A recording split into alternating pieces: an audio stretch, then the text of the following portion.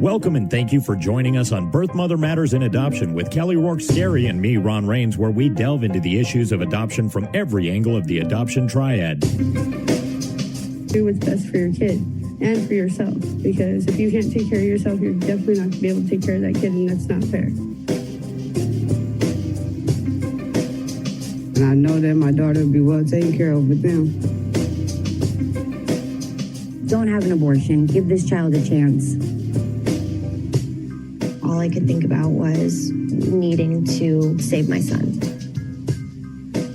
My name is Kelly Rourke-Scary. I am the Executive Director, President, and co-founder of Building Arizona Families Adoption Agency, the Donna K. Evans Foundation, and creator of the You Before Me campaign. I have a bachelor's degree in family studies and human development and a master's degree in education with an emphasis in school counseling. I was adopted at the age of 3 days, born to a teen birth mother, raised in a closed adoption, and reunited with my birth mother in 2007. I have worked in the adoption field for over 15 years. And I'm Ron Rains. I've worked in radio since 1999. I was the co-host of 2 successful morning shows in Prescott, Arizona. Now I work for my wife, who's an adoption attorney, and I'm able to combine these 2 great passions and share them on this podcast. If you enjoy this podcast, make sure to rate and review us on whatever platform you use to listen to us, and follow us on Facebook, Instagram, and Twitter. Look for AZ Adopt Podcast. Today we're going to talk about adoptive family expectations. What we have seen over the past 17 years, where the average or the normal parameters usually are, where sometimes families come in with a different set of expectations that are not actually realistic, or maybe their expectations are grandiose. And so, or maybe they're minimalistic. So by breaking these down today, I think that we can hopefully reach those adoptive families that are either beginning the process of their adoption journey, or they're in the middle of their adoption journey, or maybe they have completed their adoption journey and they don't have the feelings that they thought that they would have when they reach the end. And this will give them some insight. So maybe it will change the view of the experience that they had. So that's the goal for today. So when an adoptive family comes in and they may have had a friend or family member that has previously adopted, they will hear stories, they will watch movies, maybe get on the internet, do some research, and talk to the adoption entity that is assisting them with their adoption. And through all of these mediums, they are then compiling what they feel their adoption journey should look like, what they're expecting. This is often influenced and biased by their wants, needs, and desires. What we need to remember is every adoption situation is unique. Your family, as it stands right now, is unique. The birth mother is unique. The whole situation together, there's so many variable components that can change on a dime. And so what we need to remember as we are moving through this process is that we all have to readjust. So in other words, if you are, let's say you're going on, this is kind of a minimal comparison, but let's say you're going to a state far away that you've never been to, and you get online and you look up the weather, and it says that it's going to be 70 degrees during the day and chance of rain. Okay. So you bring an umbrella, you bring a raincoat because there's a good chance of rain. Maybe you buy rain boots, and you get there and you've got that as a possibility. But yet you've also got a sweatshirt because if it's 80 or 70 during the day, maybe it's going to be cold at night. And so you're bringing a range of clothes. You're going to maybe put on a sweatshirt. So you're going to adjust to that. If it rains, you're going to open your umbrella. So you've got these ways to acclimate to what the weather is. With adoption, you have to do the same thing. You have to be able to acclimate to what is happening. So you may have a birth mother that comes into the adoption program and you match with her, and she's staying in a hotel per se. And then she decides, I'm going to get an apartment. So that changes things. And somebody may say, well, why would that change anything? Well, because if she's in an apartment, she is harder to reach. Because with a hotel, we can have somebody go and knock on the hotel door. We've got the hotel staff that can assist us in contacting the birth mother. So we've got an extra support there. If we have a birth mother that decides to go into a shelter rather than a hotel or an apartment, and it's a closed shelter, then you're going to have that added issue of being able to reach her at all, because shelters, whether they're homeless shelters or domestic violence shelters, they oftentimes won't disclose who is living there and who's not. So again, that's going to add another layer. And so you have to acclimate as a family and understand that it's just not you that's acclimating. It is the caseworkers, because they have to change how they are doing things. So what was happening a week ago in terms of communication, in terms of the current relationship and how things are being done, changes. When a birth mother is going to the same doctor and then she switches doctors, and that doctor's office may take longer to send out medical records than the previous doctor did. And adoptive families can be very anxious to get the medical records, and that's understandable. They want to check on the status of the birth mother and the status of the baby.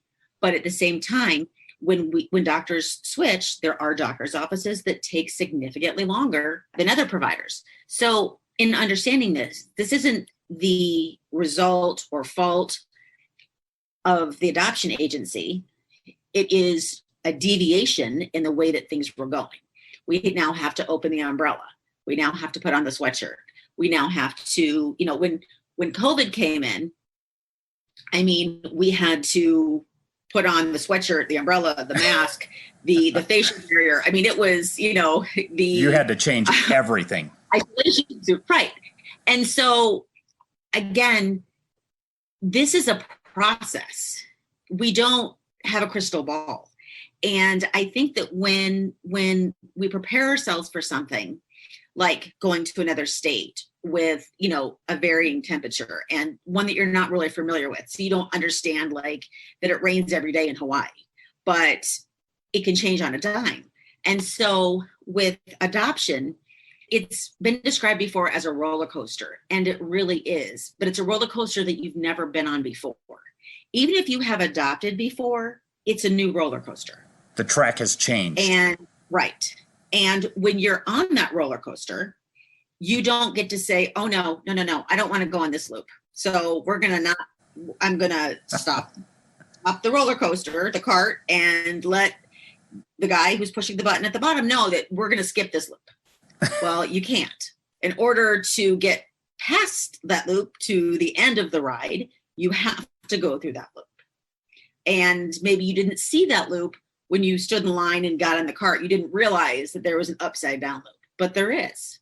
And unfortunately, with adoption, we see those upside down loops. And we've ridden the roller coaster with many families. And yes, sometimes it is great, and at the end, we want to jump right back on the ride. And there are other times where you're throwing up and swearing that you will never sit on another roller coaster cart for the rest of your life. And I think when you're going through the adoption process, there's a lot to be said. I mean, it is definitely a roller coaster. It's hopefully not Montezuma's Revenge for most people. Hopefully it's a good experience where they want to jump right back on.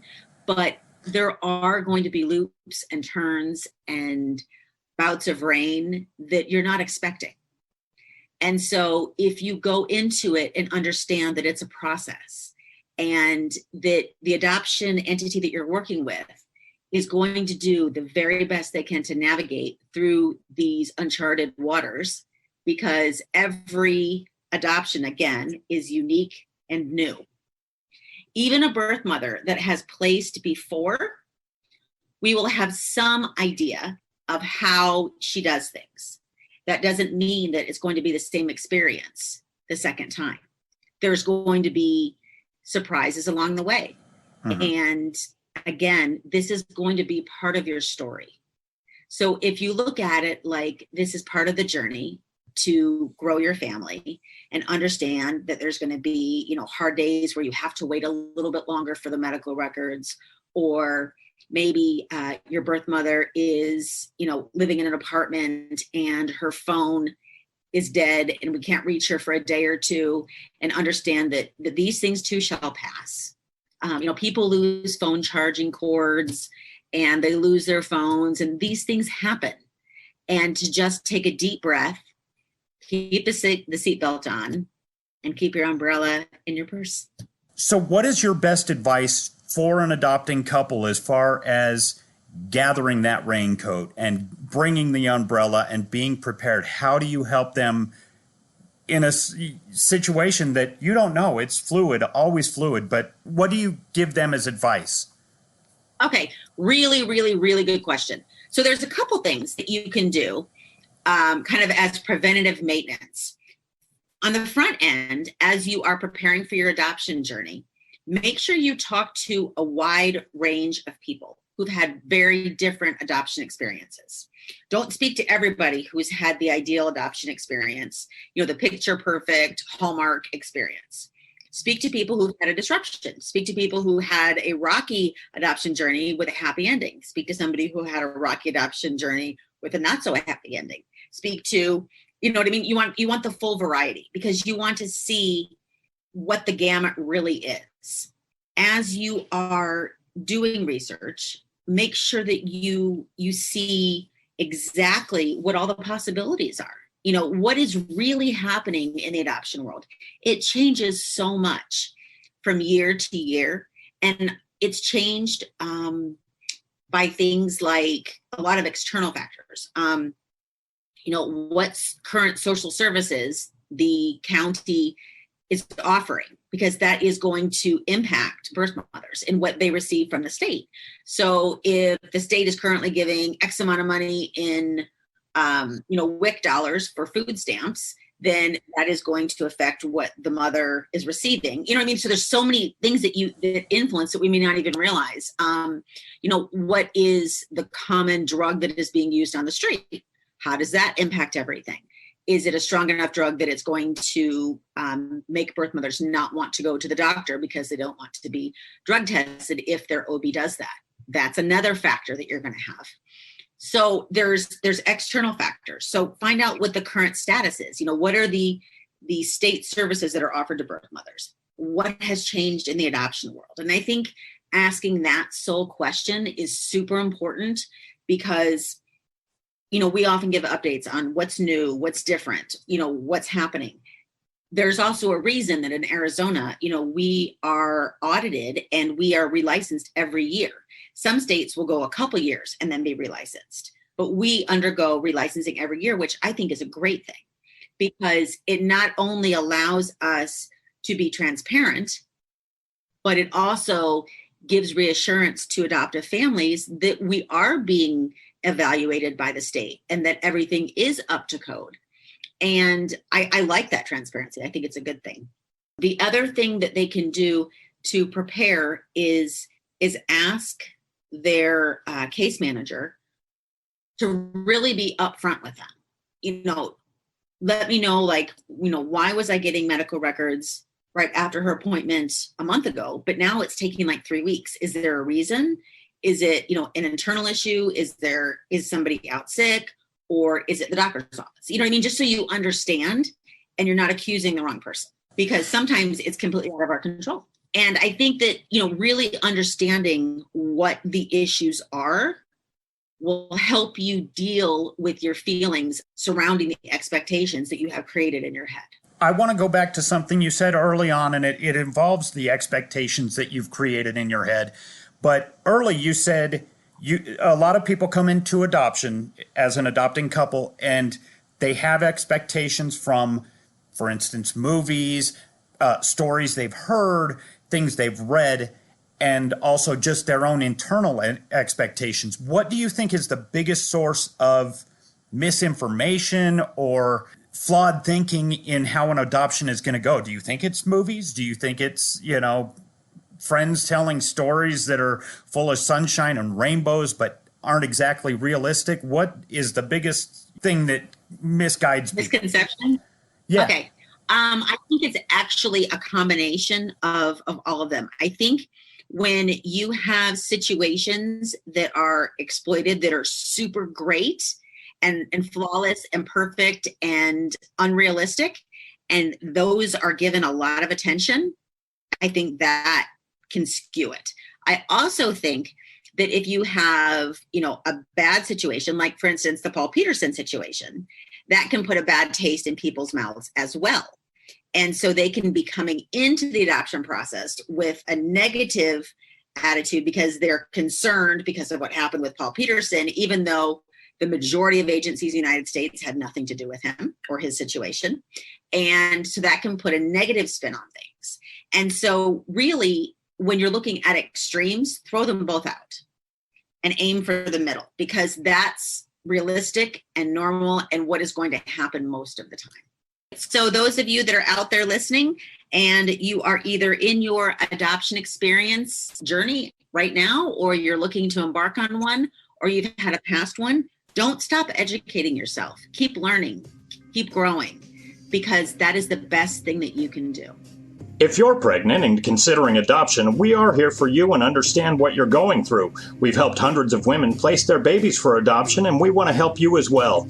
We have a pregnancy crisis hotline available 24/7 by phone or text at 623-695-4112, or you can reach us on our toll-free number at 1-800-340-9665.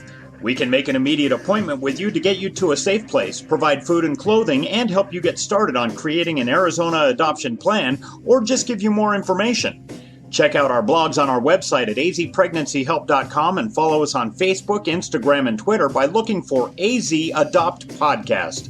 If you enjoy this podcast, make sure to rate and review us on whatever platform you use to listen to us. Birth, Mother Matters, and Adoption was written and produced by Kelly Rourke-Scary and edited by me. Thanks go out to Grapes for letting us use their song I Don't Know as our theme song. Join us next time on Birth, Mother Matters, and Adoption. For Kelly Rourke-Scary, I'm Ron Rains, and we'll see you then.